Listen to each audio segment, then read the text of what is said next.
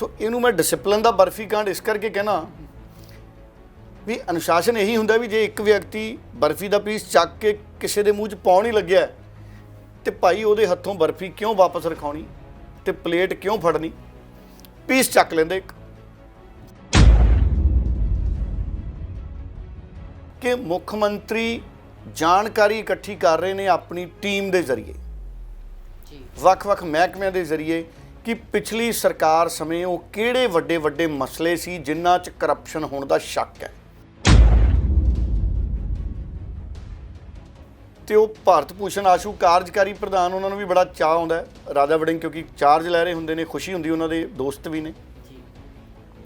ਉਹ ਬਰਫੀ ਚੱਕਦੇ ਪੀਸ ਰਾਜਾ ਵੜਿੰਗ ਨੂੰ ਖਵਾਉਣ ਲਈ, ਪਿੱਛੋਂ ਹਰੀਸ਼ ਚੌਧਰੀ ਜੀ ਹੱਥ ਫੜ ਲੈਂਦੇ, ਵੀਡੀਓ 'ਚ ਦੇਖਦੇ ਹਾਂ ਆਪਾਂ, ਤੇ ਉਹ ਬਰਫੀ ਵੀ ਰਖਾ ਲੈਂਦੇ। ਬਰਫੀ ਸ਼ਾਇਦ ਥੋੜ੍ਹੀ ਹੋਣੀ ਪਲੇਟ 'ਚ, ਕਿਉਂਕਿ ਮੈਂ ਵੀਡੀਓ ਦੇਖ ਰਿਹਾ ਸੀ, ਮੇਰੇ ਐਨਕ ਨਹੀਂ ਸੀ ਲੱਗੀ, ਮੈਨੂੰ ਬਰਫੀਆਂ ਦੇ ਪੀਸਾਂ ਦਾ ਨਹੀਂ ਪਤਾ ਕਿੰਨੇ ਸੀ। ਢੋਆ ਢੁਆਈ ਦੇ ਮਾਮਲਿਆਂ ਦੇ ਵਿੱਚ ਮੰਡੀਆਂ ਦੇ ਠੇਕਿਆਂ ਨੂੰ ਲੈ ਕੇ, ਸੋ ਮੰਡੀਆਂ ਦੀ ਵਿਵਸਥਾ ਦੇ ਉੱਤੇ ਵੀ ਸੂਹ ਲਈ ਜਾ ਰਹੀ ਹੈ ਕਿ ਕੀ ਮੰਡੀਆਂ ਦੇ ਠੇਕਿਆਂ 'ਚ ਕਰਪਸ਼ਨ ਤਾਂ ਨਹੀਂ ਹੋਈ, ਅਨਾਜ ਮੰਡੀਆਂ ਦੇ ਜਿਹੜੇ ਠੇਕੇ ਦਿੱਤੇ ਗਏ ਕਿਵੇਂ ਗਏ, ਇਹਨਾਂ ਦੇ ਮਾਮਲਿਆਂ ਦੇ ਵਿੱਚ ਵੀ ਜਾਂਚ ਦੀ ਤਿਆਰੀ ਹੋ ਰਹੀ ਹੈ। ਚਰਨਜੀਤ ਚੰਨੀ ਆਪਣੇ ਖੜੇ ਸੀ, ਸਾਬਕਾ ਮੁੱਖ ਮੰਤਰੀ ਜੀ, ਉਹਨਾਂ ਨੇ ਵੀ ਬਰਫੀ ਖਵਾਈ, ਉਹ ਵੀ ਬੜੇ ਸੀਨੀਅਰ ਲੀਡਰ ਨੇ, ਉਹਨਾਂ ਨੂੰ ਤਾਂ ਖਾਣ ਦਾ ਵੀ ਬੜਾ ਤਜਰਬਾ ਸੀ ਬਰਫੀ, ਬਹੁਤ ਲੋਕਾਂ ਨੇ ਉਹਨਾਂ ਦਾ ਮੂੰਹ ਮਿੱਠਾ ਕਰਾਇਆ ਜਦੋਂ ਮੁੱਖ ਮੰਤਰੀ ਬਣੇ।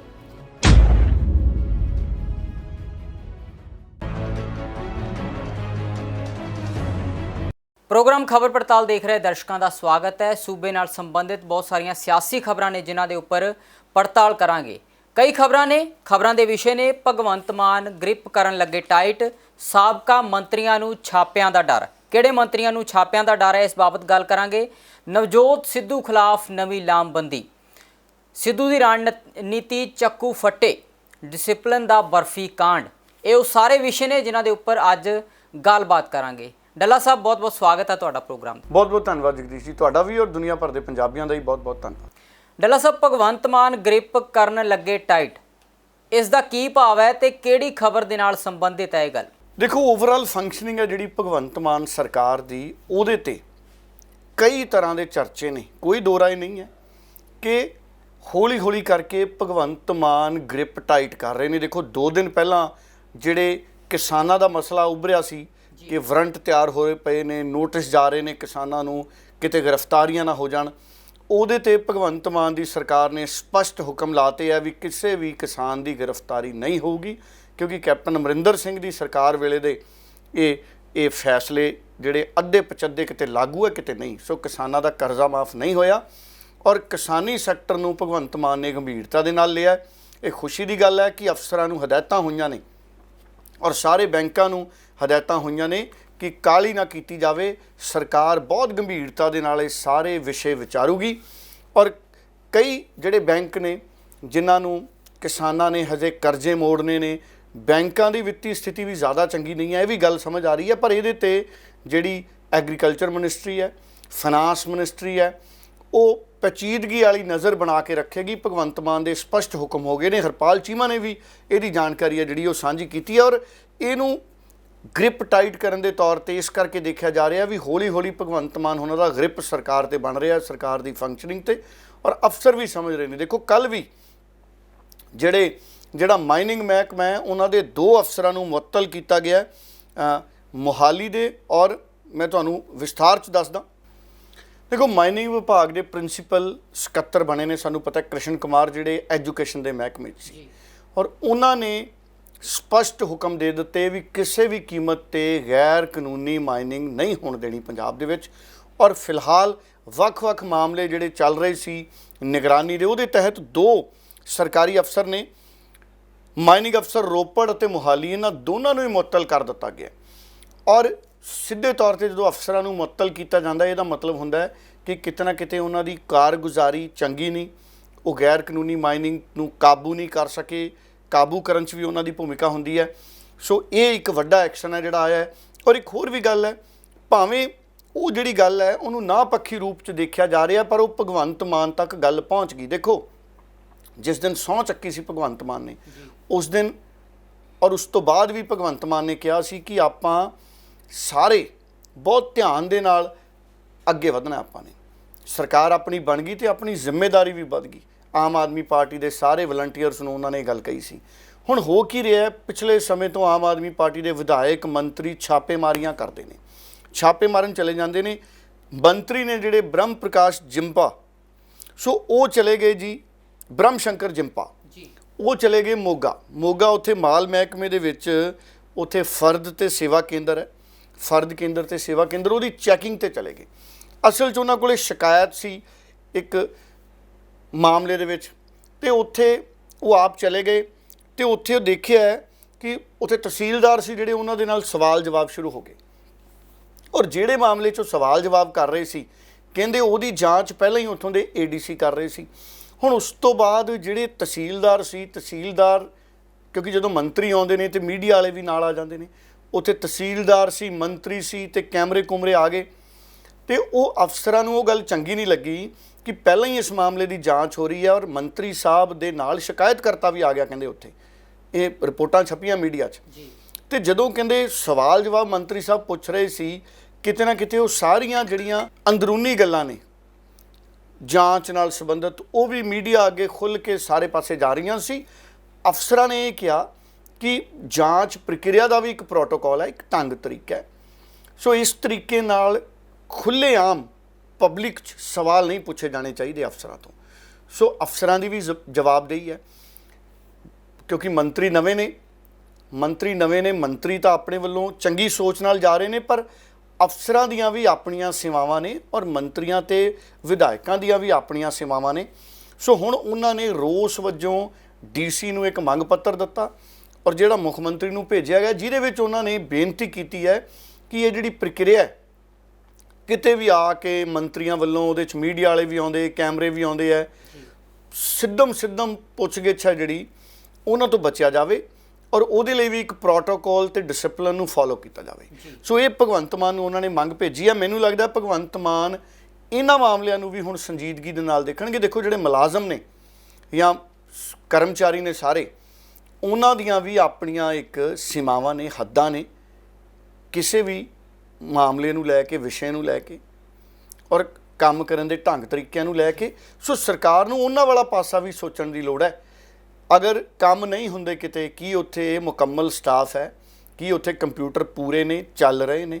ਬੜੀਆਂ ਕਮੀਆਂ ਨੇ ਜਿਹੜੀਆਂ ਸਾਡੇ ਸਰਕਾਰੀ ਮਹਿਕਮਿਆਂ 'ਚ ਵੀ ਨੇ। ਕਈਆਂ 'ਚ ਬੱਤੀ ਹੈ ਨਹੀਂ, ਕਈਆਂ ਦੇ ਮੀਟਰ ਖਰਾਬ ਨੇ, ਕਈ ਮੀਟਰਾਂ ਵਾਲੇ ਬਿੱਲ ਨਹੀਂ ਦਿੰਦੇ। ਸੋ ਸਰਕਾਰ ਵੱਲੋਂ ਪੈਸੇ ਆਉਣਗੇ ਤਾਂ ਮੀਟਰ ਦਾ ਬਿੱਲ ਜਾਊਗਾ। ਕਈ ਥਾਣੇ ਪਿਛਲੇ ਸਮੇਂ 'ਚ ਅਸੀਂ ਦੇਖਿਆ, ਥਾਣੇ ਦੀ ਬੱਤੀ ਕੱਟ ਦਿੰਦੇ ਆ ਬਿਜਲੀ ਬੋਰਡ ਵਾਲੇ। ਉਹ ਕਹਿੰਦੇ ਥਾਣਾ ਬਿੱਲ ਨਹੀਂ ਭਰਦਾ, ਥਾਣਾ ਕਹਿੰਦਾ ਸਾਡੇ ਕੋਲੇ ਪੈਸੇ ਨਹੀਂ ਆਉਂਦੇ ਉੱਪਰੋਂ। ਸੋ ਇਸ ਕਰਕੇ ਬੜੀ ਤਰ੍ਹਾਂ ਦੀਆਂ ਪੇਚੀਦਗੀਆਂ ਵੀ ਨਾਲ ਜੁੜੀਆਂ ਹੋਈਆਂ ਨੇ। ਸੋ ਇਹ ਜਿਹੜਾ ਮਾਮਲਾ ਸੀਗਾ ਮੋਗਾ ਤਹਿਸੀਲ ਦਾ, ਇਹ ਮਾਮਲੇ ਨੇ ਪੂਰੇ ਪੰਜਾਬ ਦੇ ਕਰਮਚਾਰੀਆਂ ਨੂੰ, ਮਾਲ ਮਹਿਕਮੇ ਦੇ ਕਰਮਚਾਰੀਆਂ ਨੂੰ, ਉਹਨਾਂ ਨੂੰ ਇਹ ਸੋਚਣ 'ਤੇ ਮਜਬੂਰ ਕੀਤਾ ਵੀ ਸਾਡੇ ਹੱਕ ਆਪਣੇ ਕੀ ਹੈ। ਜਦੋਂ ਕੋਈ ਮੰਤਰੀ ਆ ਜਾਣ, ਉਹ ਆ ਜਾਣ ਤੇ ਸ਼ਰੇਆਮ ਮੀਡੀਆ ਦੇ ਸਾਹਮਣੇ, ਆਮ ਲੋਕਾਂ ਦੇ ਸਾਹਮਣੇ ਸਾਡੇ ਨਾਲ ਸਵਾਲ ਜਵਾਬ ਕਰਨ ਤੇ ਸਾਡੇ ਸੇਵਾ ਨਿਯਮ ਕੀ ਕਹਿੰਦੇ ਨੇ, ਅਸੀਂ ਮੌਕੇ 'ਤੇ ਕਿਹੜੀਆਂ ਗੱਲਾਂ ਦੱਸ ਸਕਦੇ ਹਾਂ ਜਿਹੜੀਆਂ ਜਾਂਚ ਨਾਲ ਸੰਬੰਧਿਤ ਹੈ, ਜਿਨ੍ਹਾਂ ਮਾਮਲਿਆਂ 'ਚ ਜਾਂਚ ਚੱਲ ਰਹੀ ਹੁੰਦੀ ਹੈ। ਸੋ ਇਹ ਬੜਾ ਪੇਚੀਦਗਾ ਔਰ ਇਹ ਚੁਣੌਤੀ ਵੀ ਹੈ, ਕਿਉਂਕਿ ਸਾਡੇ ਜਿਹੜੇ ਸਰਕਾਰੀ ਮੁਲਾਜ਼ਮ ਨੇ, ਉਹਨਾਂ ਦੀਆਂ ਵੀ ਜਥੇਬੰਦੀਆਂ ਨੇ, ਉਹ ਵੀ ਸੰਘਰਸ਼ ਕਰਨਾ ਜਾਣਦੇ ਨੇ। ਉਹਨਾਂ ਨੇ ਵੀ ਕਿਹਾ ਕਿ ਇਹਦੇ ਲਈ ਬਕਾਇਦਾ ਇੱਕ ਨੀਤੀ ਬਣਾਈ ਜਾਵੇ ਔਰ ਅਫਸਰਾਂ ਦੇ ਨਾਲ ਵੀ ਮਿੱਠੇ ਸੁਭਾਅ 'ਚ ਗੱਲਬਾਤ ਕੀਤੀ ਜਾਵੇ। ਦੇਖੋ ਗੱਲਬਾਤ ਕਰਨ ਦਾ ਤਰੀਕਾ ਵੀ ਹੈ, ਸੁਭਾਅ ਮਿੱਠੇ ਨਾਲ ਸਵਾਲ ਪੁੱਛੇ ਜਾਣ, ਫਿਰ ਲੋਕ ਇਤਰਾਜ਼ ਵੀ ਨਹੀਂ ਕਰਦੇ। ਸੋ ਇੱਕ ਤਰੀਕੇ ਨਾਲ ਸਰਕਾਰੀ ਮੁਲਾਜ਼ਮਾਂ ਨੇ ਵੀ ਆਪਣੀ ਤਾਕਤ ਇਕੱਠੇ ਹੋਣ ਦੀ ਮੰਗ ਪੱਤਰ ਦੇ ਕੇ ਦਿਖਾਤੀ। ਸੋ ਹੁਣ ਭਗਵੰਤ ਮਾਨ ਜ਼ਰੂਰ ਜਿਹੜੇ ਮੰਤਰੀ ਨੇ, ਵਿਧਾਇਕ ਨੇ, ਉਹਨਾਂ ਨਾਲ ਮੀਟਿੰਗ ਕਰਕੇ, ਟ੍ਰੇਨਿੰਗ ਕਰਕੇ, ਮੈਨੂੰ ਲੱਗਦਾ ਕਿ ਇਸ ਮਸਲੇ ਨੂੰ ਨਿਬੇੜਨਗੇ ਕਿ ਅੱਗੇ ਤੋਂ ਪੇਸ਼ ਕਿਵੇਂ ਆਉਣਾ ਜੀ। ਡੱਲਾ ਸਾਹਿਬ, ਸਾਬਕਾ ਮੰਤਰੀਆਂ ਨੂੰ ਛਾਪਿਆਂ ਦਾ ਡਰ ਪੈ ਗਿਆ।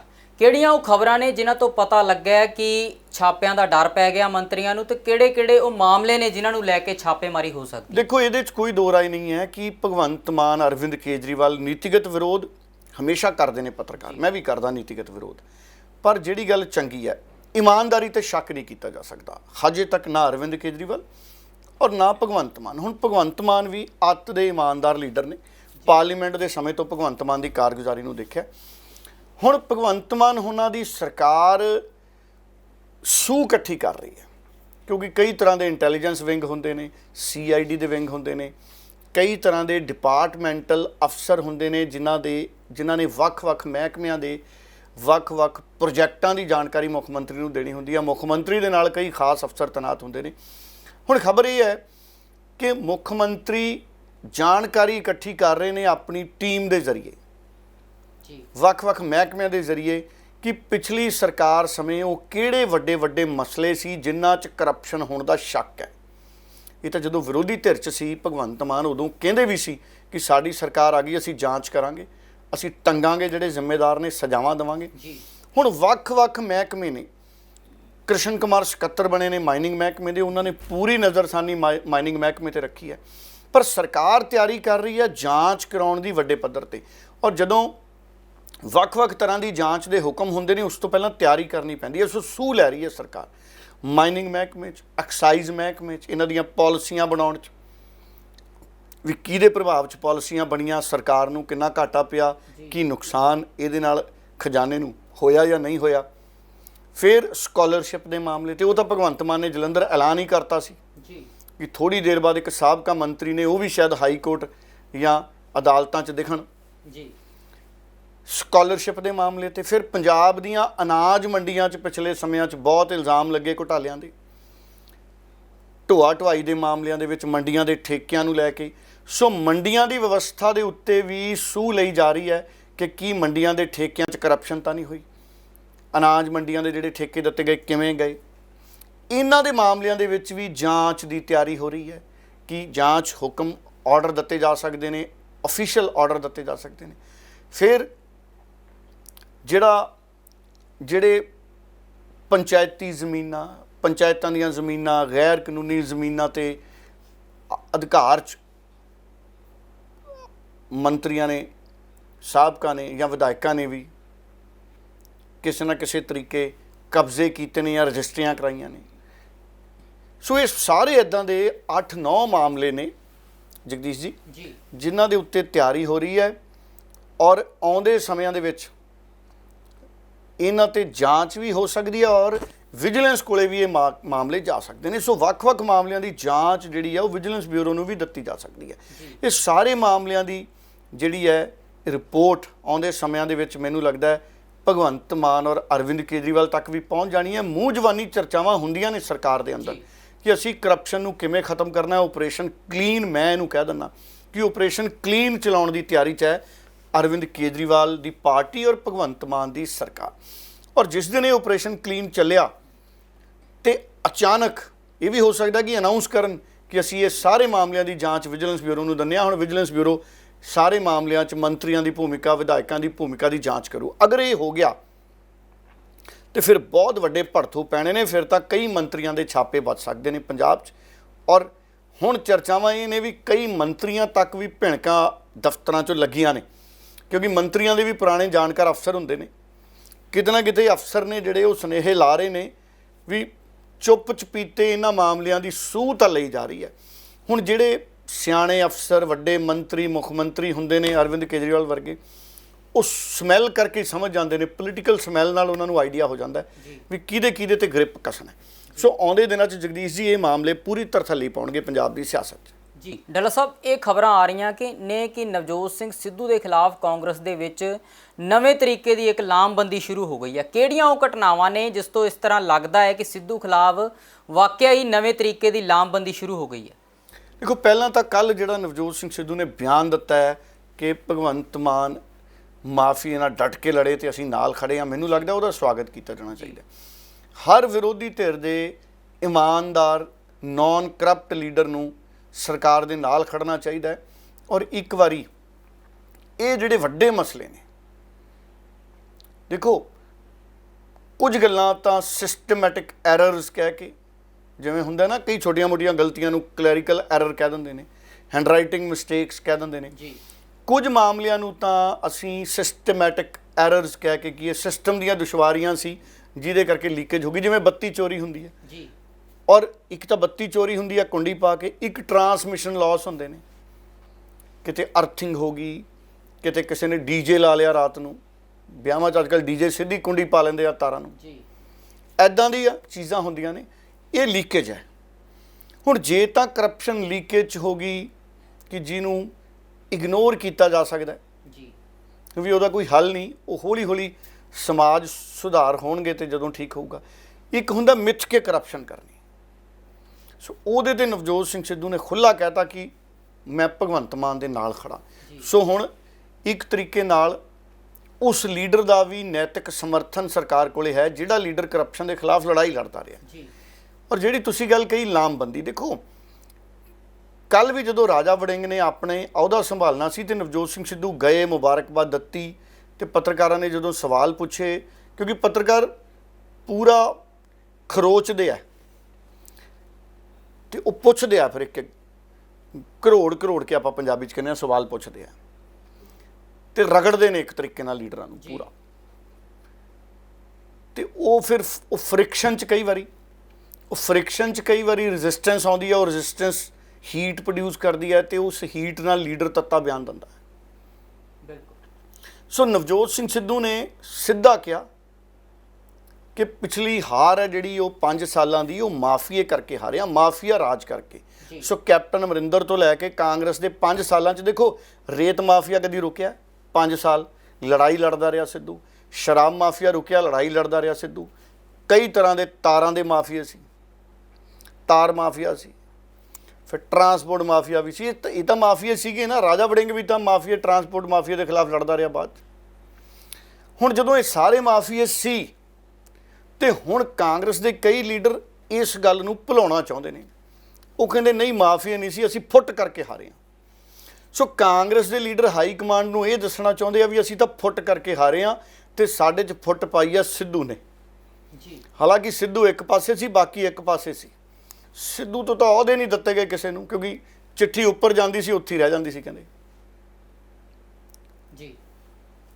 ਸੋ ਇਸ ਕਰਕੇ ਨਵਜੋਤ ਸਿੰਘ ਸਿੱਧੂ ਕਹਿੰਦਾ ਅਸੀਂ ਮਾਫੀਏ ਕਰਕੇ ਹਾਰੇ ਹਾਂ, 5 ਸਾਲਾਂ ਦੇ ਮਾਫੀਏ ਰਾਜ ਕਰਕੇ। ਤੇ ਇਹ ਗੱਲ ਫੇਰ ਬੁਰੀ ਲੱਗ ਗਈ ਕਾਂਗਰਸ ਦੇ ਕਈ ਲੀਡਰਾਂ ਨੂੰ। ਉਂਝ ਮੈਨੂੰ ਰਾਜਾ ਵੜਿੰਗ ਦੀ ਉਹ ਗੱਲ ਚੰਗੀ ਲੱਗੀ, ਕਹਿੰਦੇ 3D ਡਾਇਲੌਗ। ਦੇਖੋ ਰਾਜਾ ਵੜਿੰਗ ਕਹਿੰਦੇ 3D, ਉਹ ਕੀ ਸੀ 3D? ਇੱਕ ਤਾਂ D ਸੀ ਡੈਡੀਕੇਸ਼ਨ, ਡਾਇਲੌਗ ਤੇ ਡਿਸਪਲਿਨ। ਦੇਖੋ ਡਾਇਲੌਗ ਰਾਜਾ ਵੜਿੰਗ ਤਾਂ ਕਰਨੀ ਨਹੀਂ ਗਏ ਨਵਜੋਤ ਸਿੰਘ ਸਿੱਧੂ ਨਾਲ। ਫੋਨ ਦੇ ਉੱਤੇ ਹੀ ਸੱਦਾ ਪੱਤਰ ਦੇਤਾ, ਉਹ ਤਾਂ ਪਤਾ ਲੱਗਿਆ ਕਹਿੰਦੇ ਆਲ ਇੰਡੀਆ ਕਾਂਗਰਸ ਕਮੇਟੀ ਨੇ ਵੀ ਸੱਦਾ ਭੇਜਿਆ ਸੀ ਨਵਜੋਤ ਸਿੰਘ ਸਿੱਧੂ ਨੂੰ। ਸੋ ਰਾਜਾ ਵੜਿੰਗ ਨਿੱਜੀ ਤੌਰ ਤੇ ਤਾਂ ਗਏ ਨਹੀਂ। ਸੋ ਡਾਇਲੌਗ ਤਾਂ ਹੀ ਹੁੰਦਾ ਜੇ ਨਿੱਜੀ ਤੌਰ ਤੇ ਜਾਓ। ਸੋ ਜਿਹੜੀ ਗੱਲ ਕਹੀ ਰਾਜਾ ਵੜਿੰਗ ਨੇ, ਬਾਕੀਆਂ ਨਾਲ ਉਹ ਡਾਇਲੌਗ ਕਰਕੇ ਆਏ, ਨਵਜੋਤ ਸਿੰਘ ਸਿੱਧੂ ਦੇ ਘਰ ਡਾਇਲੌਗ ਕਰਨ ਨਹੀਂ ਗਏ। ਉਹਨਾਂ ਨੂੰ ਜਾਣਾ ਚਾਹੀਦਾ ਸੀ, ਕਿਉਂਕਿ ਨਵਜੋਤ ਸਿੰਘ ਸਿੱਧੂ ਨੇ ਰਾਜਾ ਵੜਿੰਗ ਨੂੰ ਅੱਗੇ ਹੀ ਵਧਾਇਆ ਹਮੇਸ਼ਾ। ਜਾਂ ਤਾਂ ਹੁੰਦਾ ਨਾ ਕਿ ਰਾਜਾ ਵੜਿੰਗ ਦੀ ਖਿਲਾਫਤ ਕੀਤੀ ਹੁੰਦੀ ਕਦੀ ਨਵਜੋਤ ਸਿੱਧੂ ਨੇ। ਨਵਜੋਤ ਸਿੱਧੂ ਨੇ ਮੰਤਰੀ ਬਣਾਉਣ ਲਈ ਸਿਫਾਰਿਸ਼ ਵੀ ਕੀਤੀ, ਅੜਿਆ ਵੀ ਰਾਜੇ ਵੜਿੰਗ ਲਈ। ਚਲੋ ਉਹ ਤਾਂ ਗੱਲਾਂ ਰਾਜਾ ਵੜਿੰਗ ਜਾਣਦਾ ਜਾਂ ਨਵਜੋਤ ਸਿੰਘ ਸਿੱਧੂ ਜਾਣਦਾ, ਆਪਾਂ ਤਾਂ ਸੁਣੀਆਂ ਹੀ ਨੇ ਮੀਡੀਆ 'ਚੋਂ। ਹੁਣ ਡਾਇਲੌਗ ਤਾਂ ਸਿੱਧੂ ਨਾਲ ਵੀ ਨਹੀਂ ਕੀਤਾ ਰਾਜਾ ਵੜਿੰਗ ਨੇ। ਫਿਰ ਡੈਡੀਕੇਸ਼ਨ ਠੀਕ ਹੈ, ਡਿਸਪਲਿਨ ਹੋਣਾ ਚਾਹੀਦਾ, ਪਰ ਡਿਸਪਲਿਨ ਸਾਰਿਆਂ ਲਈ ਹੋਣਾ ਚਾਹੀਦਾ, ਇਹ ਵੀ ਗੱਲ ਹੈ। ਹੁਣ ਪਿਛਲੇ ਸਮੇਂ 'ਚ ਇਨਡਿਸਪਲਿਨ ਦੇਖ ਲਓ। ਚੰਨੀ ਸਾਹਿਬ ਅੱਜ ਨਾਲ ਖੜੇ ਸੀ ਜਦੋਂ ਡਿਸਪਲਿਨ ਦੀ ਗੱਲ ਹੋ ਰਹੀ ਸੀ, ਤੇ ਚੰਨੀ ਸਾਹਿਬ ਦਾ ਭਰਾ ਦਾ ਕੈਂਡੀਡੇਟ ਦੇ ਖਿਲਾਫ ਲੜਿਆ ਸੀ ਪਾਰਟੀ ਦੇ। ਫਿਰ ਰਾਣਾ ਗੁਰਜੀਤ ਜੀ ਦਾ ਪੁੱਤਰ ਵੀ ਚੋਣ ਲੜਿਆ। ਰਾਣਾ ਗੁਰਜੀਤ ਵੱਡੇ ਲੀਡਰ ਨੇ, ਨਹੀਂ ਕਾਂਗਰਸ ਦੇ ਕਈ ਲੀਡਰ ਉਹਨਾਂ ਦੇ ਖਿਲਾਫ ਬੋਲ ਸਕਦੇ, ਉਹਨਾਂ ਦੀ ਲੋਕਾਂ 'ਚ ਚੰਗੀ ਪੈਠ ਹੈ। ਉਹ ਸਾਰੀਆਂ ਗੱਲਾਂ ਠੀਕ ਹੈ, ਪਰ ਇੱਕ ਪਾਰਟੀ ਦਾ ਇੱਕ ਫਾਰਮੂਲਾ ਤਾਂ ਹੈ ਨਾ। ਫਿਰ ਕਾਂਗਰਸ ਦੀ ਟਿਕਟ ਹੀ ਦੇ ਦਿੰਦੇ ਰਾਣਾ ਗੁਰਜੀਤ ਦੇ ਪੁੱਤ ਨੂੰ, ਨਵਜੀਤ ਚੀਮਾ ਨੂੰ ਕਿਤੇ ਹੋਰ ਭੇਜ ਦਿੰਦੇ। ਹੁਣ ਕਈ ਮਾਮਲੇ ਇਹੋ ਜਿਹੇ। ਫਿਰ ਬੀਬੀ ਪ੍ਰਨੀਤ ਕੌਰ ਕੈਪਟਨ ਅਮਰਿੰਦਰ ਲਈ ਪ੍ਰਚਾਰ ਕਰਦੀ ਰਹੀ। ਹਰੀਸ਼ ਚੌਧਰੀ ਜੀ ਨੇ ਉਦੋਂ ਵੀ ਕਾਰਨ ਦੱਸੋ ਨੋਟਿਸ ਭੇਜਿਆ ਸੀ, ਮੁੜ ਕੇ ਪਤਾ ਨਹੀਂ ਲੱਗਿਆ ਚੌਧਰੀ ਸਾਹਿਬ ਕੀ ਕਾਰਵਾਈ ਕੀਤੀ, ਦੱਸ ਹੀ ਦਿਓ ਪ੍ਰਭਾਰੀ ਸਾਹਿਬ ਜੀ। ਤੇ ਸਿੱਧੂ ਦੇ ਮਾਮਲੇ 'ਚ ਮਾੜੀ ਜੀ ਗੱਲ ਸਿੱਧੂ ਕਰਦੇ ਤੇ ਕਾਂਗਰਸ ਦੇ ਕਈ ਲੀਡਰ ਇਹ ਬਿਆਨਬਾਜ਼ੀ ਕਰਦੇ ਆ ਵੀ ਜਿਵੇਂ ਨਵਜੋਤ ਸਿੰਘ ਸਿੱਧੂ ਨੇ ਕਿੱਡਾ ਵੱਡਾ ਸਿਆਸੀ ਗੁਨਾਹ ਕਰਤਾ ਜੀ। ਇਹ ਪਹਿਲਾਂ ਸੁਖਪਾਲ ਖਹਿਰੇ ਨਾਲ ਵੀ ਹੁੰਦਾ ਸੀ, ਆਮ ਆਦਮੀ ਪਾਰਟੀ 'ਚ ਵੀ ਕਈ ਵਾਰ ਸੁਖਪਾਲ ਖਹਿਰੇ ਨਾਲ ਹੋਇਆ। ਇਹ ਜਦੋਂ ਕੋਈ ਲੀਡਰ ਸੱਚ ਦੀ ਰਾਹ ਤੇ ਇਮਾਨਦਾਰੀ ਦੀ ਰਾਹ ਤੇ ਤੁਰਦਾ ਹੈ ਨਾ, ਉਹ ਪੀਹਾ ਜਾਂਦਾ ਇੱਕ ਵਾਰੀ ਤਾਂ। ਇਹ 'ਚ ਕੋਈ ਉਹ ਗੱਲ ਨਹੀਂ।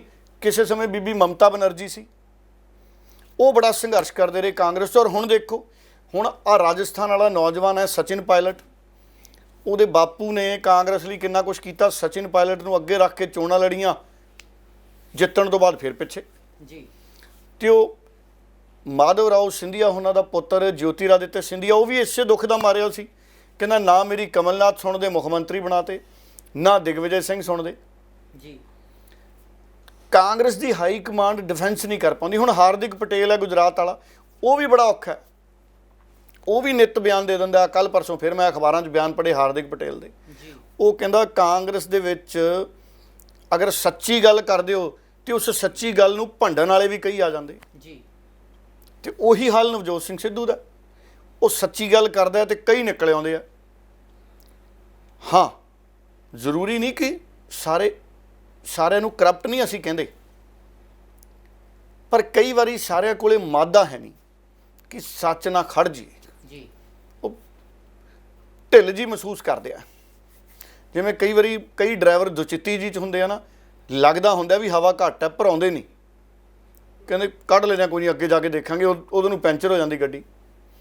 ਕਈ ਡੀਜ਼ਲ ਨਹੀਂ ਪਾਉਂਦੇ, ਦੁਚਿੱਤੀ 'ਚ ਪਏ ਰਹਿੰਦੇ ਆ। ਕੋਈ ਨਹੀਂ, ਅੱਗੇ ਪੈਟਰੋਲ ਪੰਪ ਆਉਂਦਾ ਫਿਰ ਦੇਖਦੇ ਹਾਂ, ਇਹ ਦੂਜੇ ਪਾਸੇ ਪੰਪ ਹੈ, ਕੋਈ ਨਹੀਂ, ਅੱਗੇ ਚੱਲਦੇ ਹਾਂ। ਸਾਡਾ ਇੱਕ ਸਾਥੀ ਡਰਾਈਵਰ ਸੀ, ਉਹ ਵੀ ਬੜੀ ਦੁਚਿੱਤੀ 'ਚ ਰਹਿੰਦਾ ਸੀ।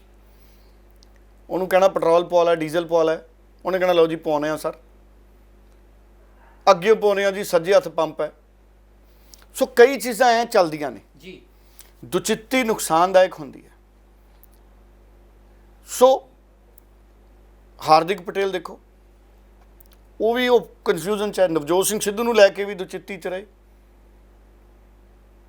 ਕੈਪਟਨ ਅਮਰਿੰਦਰ ਜਦੋਂ ਲਾਇਆ ਉਦੋਂ ਵੀ ਦੁਚਿੱਤੀ 'ਚ, ਪਤਾ ਹੀ ਨਹੀਂ ਵੀ ਜੇ ਕੈਪਟਨ ਅਮਰਿੰਦਰ ਨੂੰ ਲਾਇਆ ਤੇ ਪਾਰਟੀ ਪ੍ਰਧਾਨ ਹੈ ਭਾਈ ਨਵਜੋਤ ਸਿੰਘ ਸਿੱਧੂ ਨੂੰ ਸੀਐਮ ਲਾਉਣਾ ਜਾਂ ਕਿਹਨੂੰ ਲਾਉਣਾ। ਫਿਰ ਲੱਭਦੇ ਰਹੇ, ਕਹਿੰਦੇ ਵੋਟਾਂ ਗਿਣ ਲਓ, ਮੀਟਿੰਗਾਂ ਹੋਟਲਾਂ 'ਚ। ਜੀ ਤੇ ਸੁਨੀਲ ਜਾਖੜ ਤਾਂ ਹੀ ਕਹਿੰਦੇ ਸੀ ਨਾ ਵੀ ਮੇਰੇ ਨਾਲ ਇੰਨੇ ਨੇ। ਸੁਨੀਲ ਜਾਖੜ ਦਾ ਐਮਐਲਏ ਵੀ ਨਹੀਂ ਸੀ, ਉਹਨਾਂ ਨੂੰ ਇਹ ਦੌੜ 'ਚ ਲਿਆਏ। ਉਹ ਜਾਖੜ ਸਾਹਿਬ ਬੁਰਾ ਮਨਾ ਗਏ ਉਹਦਾ। ਜੀ ਫਿਰ ਨੋਟਿਸ ਜਾਖੜ ਸਾਹਿਬ ਨੂੰ ਵੀ ਭੇਜਿਆ ਸੀ। ਹੁਣ ਕਈ ਕਹਿੰਦੇ ਕਈਆਂ ਦੇ ਭਾਰ ਨਹੀਂ ਚੱਕਦੀ ਕਾਂਗਰਸ, ਭਾਰ ਨਹੀਂ ਝੱਲਦੀ ਕਹਿੰਦੇ ਜਾਖੜ ਸਾਹਿਬ ਤੇ ਕਾਰਵਾਈ ਜੇ ਹੋਗੀ ਤਾਂ। ਬਾਕੀ ਪਤਾ ਨਹੀਂ ਕਰ ਵੀ ਦੇਣ। ਜੀ ਸੋ ਇਸ ਕਰਕੇ ਨਵਜੋਤ ਸਿੰਘ ਸਿੱਧੂ ਨੇ ਮਾਫੀਆ ਦੀ ਗੱਲ ਕੀਤੀ ਤੇ ਕਈ ਨਵਜੋਤ ਸਿੰਘ ਸਿੱਧੂ ਨੂੰ ਘੇਰਨ ਆ ਗਏ। ਵੈਸੇ ਮੈਂ ਹੈਰਾਨ ਬੜਾ ਹੋਇਆ, 3 ਡੀ ਲਾਤੀਆਂ ਇਹਨਾਂ ਨੇ। ਇਹ ਬੜੀ ਚੰਗੀ ਗੱਲ ਆ ਡਿਸਪਲਿਨ ਵਾਲੀ। ਜੀ ਕਰਪਸ਼ਨ ਦੇ ਖਿਲਾਫ ਵੀ ਕਰੋ। ਕਾਂਗਰਸ ਨੂੰ ਇਹ ਸਮਝਣਾ ਪੈਣਾ ਵੀ ਕਰਪਸ਼ਨ ਨੇ ਕਾਂਗਰਸ ਖਤਮ ਕੀਤੀ ਹੈ। ਮਨਮੋਹਨ ਸਿੰਘ ਇਮਾਨਦਾਰ ਬੰਦਾ ਦੇਸ਼ ਚਲਾਉਂਦਾ ਰਿਹਾ ਤੇ ਬਹੁਤ ਕਾਂਗਰਸ ਦੇ ਲੀਡਰ ਇਕੱਠਾ ਕਰਕੇ ਲੈ ਗਏ ਸਮਾਨ। ਜੀ ਫਿਰ ਅਦਾਲਤਾਂ 'ਚ ਕਿੰਨੇ ਮਾਮਲੇ ਚੱਲੇ, ਕਈਆਂ 'ਚ ਬਰੀ ਹੋ ਗਏ, ਪਰ ਇਲਜ਼ਾਮ ਤਾਂ ਰਹਿ ਗਏ ਨਾ, ਭਾਵੇਂ ਬਰੀ ਹੋ ਗਏ, ਸਾਬਤ ਨਹੀਂ ਹੁੰਦੇ ਕਈ ਵਾਰੀ ਕਰਪਸ਼ਨ। ਜੀ ਕਰਪਸ਼ਨ ਦੀ ਦਿੱਕਤ ਇਹ ਹੈ, ਕਈ ਵਾਰੀ ਕਰਪਸ਼ਨ ਸਾਬਤ ਨਹੀਂ ਹੁੰਦੀ, ਹੋ ਰਹੀ ਹੁੰਦੀ। ਜੀ ਫਿਰ ਆ ਪਿਛਲੇ 5 ਸਾਲ ਕੈਪਟਨ ਅਮਰਿੰਦਰ ਦੀ ਸਰਕਾਰ 'ਚ ਵੀ ਜਿਹੜੀ ਕਰਪਸ਼ਨ ਹੈ ਉਹਦੇ ਕਰਕੇ ਕਾਂਗਰਸ ਰਹਿ ਗਈ। ਸੋ ਬਾਕੀ ਦੇਖਦੇ ਹਾਂ। ਮੈਨੂੰ ਤਾਂ ਇਹ ਲੱਗਦਾ ਕਿ ਇੱਕ ਲੌਬੀ ਹੈ ਜਿਹੜੀ ਚਾਹੁੰਦੀ ਆ ਵੀ ਅਸੀਂ ਨਵਜੋਤ ਸਿੰਘ ਸਿੱਧੂ ਨੂੰ ਪਾਰ ਲਾ ਦਈਏ, ਵੀ ਕਾਂਗਰਸ ਦੇ ਦੂਜੇ ਪਾਸੇ ਕਰ ਦਈਏ, ਕਾਂਗਰਸ ਚੋਂ ਬਾਹਰ ਕੱਢ ਦਈਏ। ਜੀ ਇਹ ਸੋਚ ਇੱਦਾਂ ਦੀ ਹੈ।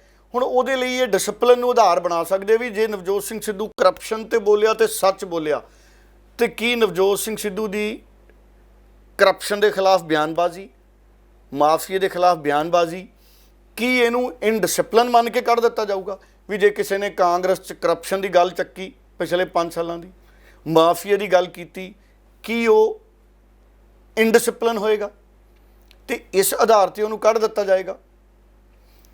ਜੇ ਨਵਜੋਤ ਸਿੰਘ ਸਿੱਧੂ ਨੂੰ ਕਾਂਗਰਸ ਵਾਲੇ ਕੱਢਦੇ ਨੇ, ਇਹ ਤਾਂ ਫਿਰ ਬਹੁਤ ਹੈਰਾਨੀਕੁੰਨ ਫੈਸਲਾ ਹੋਏਗਾ। ਜੀ ਬਾਕੀ ਦੇਖੋ, ਸਿਆਸਤ ਹੈ, ਕੀ ਕਹਿ ਸਕਦੇ ਹਾਂ। ਡੱਲਾ ਸਾਹਿਬ, ਪੰਜਾਬ ਕਾਂਗਰਸ 'ਚ ਲਗਾਤਾਰ ਅੰਤਰ ਵਿਰੋਧ ਦੇਖਣ ਨੂੰ ਮਿਲ ਰਿਹਾ, ਵਿਰੋਧਾਭਾਸ ਦੀ ਰਾਜਨੀਤੀ ਹੋ ਰਹੀ ਹੈ ਅੰਦਰੂਨੀ ਤੌਰ ਤੇ। ਅਜਿਹੇ ਵਿੱਚ ਨਵਜੋਤ ਸਿੰਘ ਸਿੱਧੂ ਦੀ ਜਿਹੜੀ ਰਣਨੀਤੀ ਹੈ ਉਹ ਕਿਸ ਤਰ੍ਹਾਂ ਦੀ ਰਹਿਣ ਵਾਲੀ ਹੈ? ਕੀ ਨਵਜੋਤ ਸਿੰਘ ਸਿੱਧੂ ਦੀ ਰਣਨੀਤੀ ਹੁਣ ਫੱਟੇ ਚੱਕੂਗੀ ਪੰਜਾਬ ਦੇ ਵਿੱਚ? ਦੇਖੋ, ਜਿਹੜੀ ਸੱਚ ਦੀ ਸਿਆਸਤ ਹੁੰਦੀ ਹੈ ਨਾ, ਉਹਦੀ ਉਮਰ ਬੜੀ ਲੰਬੀ ਹੁੰਦੀ ਹੈ, ਉਹਦੀ ਐਕਸਪਾਇਰੀ ਡੇਟ ਨਹੀਂ ਹੁੰਦੀ। ਜੀ ਉਹਦੀ ਜਿਵੇਂ ਦਰਿਆਵਾਂ ਸਮੁੰਦਰਾਂ ਦਾ ਪਾਣੀ ਹੈ, ਉਹਨੇ ਕਿਤੇ ਨਾ ਕਿਤੇ ਵਰਤਿਆ ਜਾਣਾ। ਸੋ ਨਵਜੋਤ ਸਿੰਘ ਸਿੱਧੂ ਜਿਸ ਲੜਾਈ 'ਚ ਉਤਰ ਆਇਆ, ਟੈਲੀਵਿਜ਼ਨ ਛੱਡ ਗਏ ਨਵਜੋਤ ਸਿੰਘ ਸਿੱਧੂ, ਹਾਸੇ ਵਾਲੇ ਪ੍ਰੋਗਰਾਮ ਛੱਡ ਗਏ, ਜੀ ਪਰ ਫਿਰ ਵੀ ਕਰ ਲੈਣੇ ਚਾਹੀਦੇ ਕਿਉਂਕਿ ਸਿੱਧੂ ਦੀਆਂ ਕਿਹੜਾ ਰੇਤੇ ਦੀਆਂ ਖੱਡਾਂ ਚੱਲਦੀਆਂ, ਉਹਦਾ ਕਿਹੜਾ ਸ਼ਰਾਬ ਦਾ ਠੇਕਾ ਚੱਲਦਾ। ਪਰ ਨਵਜੋਤ ਸਿੰਘ ਸਿੱਧੂ ਨਹੀਂ, ਸਾਰਾ ਦਿਨ ਮੁੱਦਿਆਂ ਦੀ ਪਹਿਰੇਦਾਰੀ ਕਰ ਰਹੇ ਨੇ, ਕਰਨੀ ਚਾਹੀਦੀ, ਹੋਰ ਲੀਡਰ ਵੀ ਕਰਦੇ ਨੇ ਕਈ, ਇਹ ਨਹੀਂ ਵੀ ਇਕੱਲਾ ਨਵਜੋਤ ਸਿੰਘ ਸਿੱਧੂ ਹੀ ਕਰਦਾ। ਪਰ ਕਿਉਂਕਿ ਨਵਜੋਤ ਸਿੰਘ ਸਿੱਧੂ ਦਾ ਸਿਆਸੀ ਕੱਦ ਵੱਡਾ ਹੈ, ਲੋਕਾਂ 'ਚ ਹਰਮਨ ਪਿਆਰਤਾ ਹੈ, ਉਪਲਬਧੀਆਂ ਵੱਡੀਆਂ ਜ਼ਿੰਦਗੀ ਦੀਆਂ, ਇਸ ਕਰਕੇ ਉਹ ਨੋਟਿਸ ਜ਼ਿਆਦਾ ਹੁੰਦਾ ਨਵਜੋਤ ਸਿੰਘ ਸਿੱਧੂ ਜੀ। ਪਰ ਅਗਰ ਕਾਂਗਰਸ ਪਾਰਟੀ ਨਵਜੋਤ ਸਿੰਘ ਸਿੱਧੂ ਨਾਲ ਕੋਈ ਸਿਆਸੀ ਧੋਖਾ ਕਰਦੀ ਹੈ, ਪਹਿਲਾਂ ਵੀ ਕਈ ਕੀਤੇ, ਜੇ ਫੇਰ ਕਰਦੀ ਹੈ ਤੇ ਨਵਜੋਤ ਸਿੰਘ ਸਿੱਧੂ ਨੇ ਤਾਂ ਪੰਜਾਬ ਲਈ ਲੜਨਾ ਹੀ ਲੜਨਾ ਹੈ। ਸਿੱਧੂ ਨਹੀਂ ਵੀ ਪਾਰਟੀ ਬਣਾਊਗਾ, ਲੋਕਾਂ ਨੇ ਬਣਾ ਦੇਣੀ ਜੀ। ਜੇ ਸਿੱਧੂ ਨਹੀਂ ਵੀ ਪਾਰਟੀ ਬਣਾਊਗਾ, ਲੋਕਾਂ ਨੇ ਬਣਾ ਦੇਣੀ ਪਾਰਟੀ। ਜੀ। ਪਰ ਵਕਤ ਤੇ ਨਿਰਭਰ ਕਰਦਾ, ਆਉਣ ਵਾਲੇ ਸਮੇਂ 'ਚ ਨਵਜੋਤ ਸਿੰਘ ਸਿੱਧੂ ਪੰਜਾਬ ਲਈ ਡਟਿਆ ਤੇ ਡਟਿਆ ਰਹੂਗਾ ਭਾਈ, ਮੈਨੂੰ ਤਾਂ ਲੱਗਦਾ ਜੀ। ਡੱਲਾ ਸਾਹਿਬ, ਅਗਲਾ ਨੁਕਤਾ ਹੈ ਡਿਸਪਲਿਨ ਦਾ ਬਰਫੀ ਕਾਂਡ। ਡਿਸਪਲਿਨ ਦਾ ਇਹ ਬਰਫੀ ਕਾਂਡ ਕੀ ਹੈ ਡੱਲਾ ਸਾਹਿਬ? ਦੇਖੋ, ਬੜੀਆਂ ਅਨੁਸ਼ਾਸਨ ਦੀਆਂ ਗੱਲਾਂ ਹੋ ਰਹੀਆਂ ਸੀ ਜੀ ਕਿ ਕੋਈ ਗੱਲ ਹਾਸੇ ਵਾਲੀ ਹੈ। ਮੈਂ ਉਹ ਦੇਖ ਰਿਹਾ ਸੀ, ਟੈਲੀਵਿਜ਼ਨ ਕਲਿੱਪ ਚਲਾਈ ਜਾਂਦੇ ਇੱਕ, ਉਹ ਜਦੋਂ ਰਾਜਾ ਵੜਿੰਗ ਚਾਰਜ ਲੈਂਦੇ, ਉਹ ਕਾਗਜ਼ ਤੇ ਸਾਈਨ ਕਰਦੇ ਆ ਤੇ ਉਹ ਬਰਫੀ ਪਈ ਹੁੰਦੀ ਟੇਬਲ ਤੇ ਜੀ। ਤੇ ਉਹ ਭਾਰਤ ਭੂਸ਼ਣ ਆਸ਼ੂ ਕਾਰਜਕਾਰੀ ਪ੍ਰਧਾਨ, ਉਹਨਾਂ ਨੂੰ ਵੀ ਬੜਾ ਚਾਅ ਆਉਂਦਾ ਰਾਜਾ ਵੜਿੰਗ, ਕਿਉਂਕਿ ਚਾਰਜ ਲੈ ਰਹੇ ਹੁੰਦੇ ਨੇ, ਖੁਸ਼ੀ ਹੁੰਦੀ, ਉਹਨਾਂ ਦੇ ਦੋਸਤ ਵੀ ਨੇ ਜੀ। ਉਹ ਬਰਫੀ ਚੱਕਦੇ ਪੀਸ ਰਾਜਾ ਵੜਿੰਗ ਨੂੰ ਖਵਾਉਣ ਲਈ, ਪਿੱਛੋਂ ਹਰੀਸ਼ ਚੌਧਰੀ ਜੀ ਹੱਥ ਫੜ ਲੈਂਦੇ, ਵੀਡੀਓ 'ਚ ਦੇਖਦੇ ਹਾਂ ਆਪਾਂ, ਤੇ ਉਹ ਬਰਫੀ ਵੀ ਰਖਾ ਲੈਂਦੇ। ਬਰਫੀ ਸ਼ਾਇਦ ਥੋੜੀ ਹੋਣੀ ਪਲੇਟ 'ਚ, ਕਿਉਂਕਿ ਮੈਂ ਵੀਡੀਓ ਦੇਖ ਰਿਹਾ ਸੀ, ਮੇਰੇ ਐਨਕ ਨਹੀਂ ਸੀ ਲੱਗੀ, ਮੈਨੂੰ ਬਰਫੀਆਂ ਦੇ ਪੀਸਾਂ ਦਾ ਨਹੀਂ ਪਤਾ ਕਿੰਨੇ ਸੀ ਜੀ, ਐਨਕ ਨਹੀਂ ਸੀ ਲੱਗੀ। ਉਹ ਪਲੇਟ ਚੱਕ ਲੈਂਦੇ ਹਰੀਸ਼ ਚੌਧਰੀ ਜੀ, ਤੇ ਉਹ ਉਸੇ ਪਲੇਟ ਨਾਲ ਫਿਰ ਪ੍ਰਤਾਪ ਬਾਜਵਾ ਜੀ ਮੂੰਹ ਮਿੱਠਾ ਕਰਾ ਦਿੰਦੇ ਜੀ। ਸੋ ਭਾਰਤ ਭੂਸ਼ਣ ਆਸ਼ੂ ਨੇ ਗੁੱਸਾ ਤਾਂ ਨਹੀਂ ਕੀਤਾ, ਕਿਉਂਕਿ ਸੀਨੀਅਰ ਨੇ ਉਹਨਾਂ ਦੇ ਹਰੀਸ਼ ਚੌਧਰੀ ਜੀ, ਪਰ ਮਿੱਠੀ ਮਿੱਠੀ ਮੁਸਕਰਾਹਟ ਬਖੇਰੀ ਭਾਰਤ ਭੂਸ਼ਣ ਆਸ਼ੂ ਜੀ ਨੇ। ਸੋ ਇਹਨੂੰ ਮੈਂ ਡਿਸਪਲਿਨ ਦਾ ਬਰਫੀ ਕਾਂਡ ਇਸ ਕਰਕੇ ਕਹਿਣਾ ਵੀ ਅਨੁਸ਼ਾਸਨ ਇਹੀ ਹੁੰਦਾ ਵੀ ਜੇ ਇੱਕ ਵਿਅਕਤੀ ਬਰਫੀ ਦਾ ਪੀਸ ਚੱਕ ਕੇ ਕਿਸੇ ਦੇ ਮੂੰਹ 'ਚ ਪਾਉਣ ਹੀ ਲੱਗਿਆ ਤੇ ਭਾਈ ਉਹਦੇ ਹੱਥੋਂ ਬਰਫੀ ਕਿਉਂ ਵਾਪਸ ਰਖਾਉਣੀ ਤੇ ਪਲੇਟ ਕਿਉਂ ਫੜਨੀ, ਪੀਸ ਚੱਕ ਲੈਂਦੇ ਇੱਕ ਜੀ। ਪਰ ਚਲੋ ਇਹਦੇ ਤੇ ਨਾਰਾਜ਼ਗੀ ਨਹੀਂ ਪ੍ਰਗਟ ਕੀਤੀ ਭਾਰਤ ਭੂਸ਼ਣ ਆਸ਼ੂ ਜੀ ਨੇ, ਕਿਉਂਕਿ ਸੀਨੀਅਰ ਨੇ ਹਰੀਸ਼ ਚੌਧਰੀ ਜੀ ਉਹਨਾਂ ਦੇ, ਤੇ ਹਰੀਸ਼ ਚੌਧਰੀ ਨੇ ਵੀ ਹੱਕ ਨਾਲ ਬਰਫੀ ਰਖਾਈ ਹੋਣੀ। ਪਰ ਡੱਲਾ ਸਾਹਿਬ, ਸੰਕੇਤ ਕੀ ਗਿਆ ਇਸ ਦਾ? ਸੰਕੇਤ ਇਹਦਾ ਇਹ ਗਿਆ ਵੀ ਸਾਰਿਆਂ ਨੂੰ ਚਾਅ ਬਹੁਤ ਸੀ ਰਾਜਾ ਵੜਿੰਗ ਨੂੰ ਬਰਫੀ ਖਵਾਉਣ ਦਾ। ਹਰੀਸ਼ ਚੌਧਰੀ ਨੂੰ ਸੀ ਲਓ ਪਹਿਲਾਂ ਮੈਂ ਪ੍ਰਤਾਪ ਬਾਜਵਾ ਜੀ ਦੇ ਥਰੂ ਜੀ, ਸੀਨੀਅਰ ਬੰਦੇ ਨੇ ਵੀ ਚਲੋ ਤੁਸੀਂ ਵੀ ਖਵਾ ਲਓ ਜੀ। ਫਿਰ ਸਾਰਿਆਂ ਨੇ ਵਾਰੀ ਵਾਰੀ ਮੂੰਹ ਮਿੱਠਾ ਕਰਾਇਆ। ਚਰਨਜੀਤ ਚੰਨੀ ਆਪਣੇ ਖੜੇ ਸੀ, ਸਾਬਕਾ ਮੁੱਖ ਮੰਤਰੀ ਜੀ, ਉਹਨਾਂ ਨੇ ਵੀ ਬਰਫੀ ਖਵਾਈ। ਉਹ ਵੀ ਬੜੇ ਸੀਨੀਅਰ ਲੀਡਰ ਨੇ, ਉਹਨਾਂ ਨੂੰ ਤਾਂ ਖਾਣ ਦਾ ਵੀ ਬੜਾ ਤਜਰਬਾ ਸੀ ਬਰਫੀ। ਬਹੁਤ ਲੋਕਾਂ ਨੇ ਉਹਨਾਂ ਦਾ ਮੂੰਹ ਮਿੱਠਾ ਕਰਾਇਆ ਜਦੋਂ ਮੁੱਖ ਮੰਤਰੀ ਬਣੇ। ਜੀ। ਤੇ ਫਿਰ ਖਾਧੀ ਸਾਰਿਆਂ ਨੇ ਬਰਫੀ ਜਗਦੀਸ਼ ਜੀ। ਸੋ ਸਾਰਿਆਂ ਨੂੰ ਖਾਣੀ ਚਾਹੀਦੀ ਬਰਫੀ। ਮੈਨੂੰ ਆਪ ਬਰਫੀ ਮੈਂ ਤਾਂ ਖਾਣਾ ਪਿੰਡ ਵਾਲੀ ਜੀ। ਜਿਹੜੀ ਪਿੰਡ ਦੀ ਬਰਫੀ ਹੁੰਦੀ ਥੋੜੀ ਸਖਤ ਹੁੰਦੀ, ਖੋਇਆ ਹੁੰਦਾ ਪੂਰਾ ਸ਼ੁੱਧ ਜੀ। ਸ਼ਹਿਰ ਵਾਲੀ ਬਰਫੀ ਖਾ ਕੇ ਤਾਂ ਕਈ ਵਾਰੀ ਢਿੱਡ ਦਰਦ ਹੁੰਦਾ, ਕਿਉਂਕਿ ਸ਼ਹਿਰ ਦੀ ਬਰਫੀ ਦੀ ਗਾਰੰਟੀ ਕੋਈ ਨਹੀਂ ਜੀ, ਪਰ ਪਿੰਡਾਂ ਵਾਲੇ ਘੱਟੋ ਘੱਟ ਦੁੱਧ ਅਸਲੀ ਪਾਉਂਦੇ ਆ ਜੀ। ਤੇ ਖੋਇਆ ਉਹਨਾਂ ਦਾ ਚੰਗਾ ਹੁੰਦਾ। ਸ਼ਹਿਰਾਂ 'ਚ ਤਾਂ ਦੀਵਾਲੀ ਤੋਂ ਪਹਿਲਾਂ ਛਾਪੇ ਵੱਜਦੇ, ਖੋਇਆ ਨਕਲੀ, ਮੈਂ ਤਾਂ ਹੈਰਾਨ ਹੋ ਗਿਆ। ਜੀ। ਦੀਵਾਲੀ ਤੇ ਅੱਜ ਕੱਲ੍ਹ ਬਿਸਕੁਟ ਹੀ ਦੇ ਦਿੰਦੇ ਸ਼ਹਿਰਾਂ 'ਚ, ਤਾਂ ਫਿਰ ਬਿਲਕੁਲ ਬਿਲਕੁਲ ਆ ਬਿਸਕੁਟਾਂ ਦੇ ਡੱਬੇ ਆ ਗਏ ਅੱਜ ਕੱਲ੍ਹ, ਉਹਦੇ ਨਾਲ ਹੀ ਸੁਰ ਜਾਂਦਾ ਹੈ। ਜੀ। ਬਰਫੀ ਮੈਂ ਜਦੋਂ ਕਦੀ ਜਲੰਧਰੋਂ ਜਾਣਾ ਚੰਡੀਗੜ੍ਹ ਨੂੰ, ਗੁਰਾਇਆਂ ਕੋਲੇ ਬਰਫੀ ਬੜੀ ਮਸ਼ਹੂਰ ਹੈ, ਉਹ ਖਾਧੀ। ਜੀ। ਫਿਰ ਫਰੀਦਕੋਟ ਦਾ ਢੋਡਾ ਬੜਾ ਮਸ਼ਹੂਰ ਹੈ, ਉਹ ਵੀ ਖਾਧਾ। ਜੀ। ਫਿਰ ਇਹੋ ਜਿਹੀਆਂ ਇੱਕ ਜੰਮੂ ਦੀ ਬਰਫੀ ਹੈ, ਕਹਿੰਦੇ ਉਹ ਦਾਲ ਵਾਲੀ ਬਰਫੀ ਹੁੰਦੀ, ਉਹ ਬੜੀ ਸਵਾਦ ਹੁੰਦੀ। ਸੋ ਬਰਫੀ ਦੀਆਂ ਵੀ ਆਪਣੀਆਂ ਵੈਰਾਈਟੀਆਂ ਨੇ ਪੰਜਾਬ 'ਚ। ਜੀ। ਡੱਲਾ ਸਾਹਿਬ, ਉਮੀਦ ਕਰਦੇ ਹਾਂ ਕਿ ਸਰਕਾਰਾਂ ਇੰਨਾ ਵਧੀਆ ਕੰਮ ਕਰਨਗੀਆਂ, ਹੈਲਥ ਡਿਪਾਰਟਮੈਂਟ ਇੰਨਾ ਵਧੀਆ ਕੰਮ ਕਰੂ ਕਿ ਸਾਨੂੰ ਸਾਰਿਆਂ ਨੂੰ ਜਿਹੜੀ ਪਿਓਰ ਬਰਫੀ ਆ ਉਹ ਖਾਣ ਨੂੰ ਮਿਲੂਗੀ। ਸੋ ਇਸੇ ਉਮੀਦ ਦੇ ਨਾਲ ਆਪਾਂ ਇਸ ਪ੍ਰੋਗਰਾਮ ਨੂੰ ਖਤਮ ਕਰਦੇ ਹਾਂ। ਡੱਲਾ ਸਾਹਿਬ, ਤੁਹਾਡਾ ਬਹੁਤ ਬਹੁਤ ਧੰਨਵਾਦ। ਦਰਸ਼ਕਾਂ ਦਾ ਵੀ ਬਹੁਤ ਬਹੁਤ ਧੰਨਵਾਦ। ਬਹੁਤ ਬਹੁਤ ਧੰਨਵਾਦ। ਵੈਸੇ ਬਰਫੀ 'ਚ ਅਗਰ ਡਿਸਪਲਿਨ ਆ ਜੇ ਜੀ ਤਾਂ ਫਿਰ ਬਰਫੀ ਪੇਟ ਨਹੀਂ ਕਿਸੇ ਦਾ ਖਰਾਬ ਕਰੂ। ਜੀ, ਧੰਨਵਾਦ ਡੱਲਾ ਸਾਹਿਬ। ਚਲੋ, ਬਹੁਤ ਧੰਨਵਾਦ।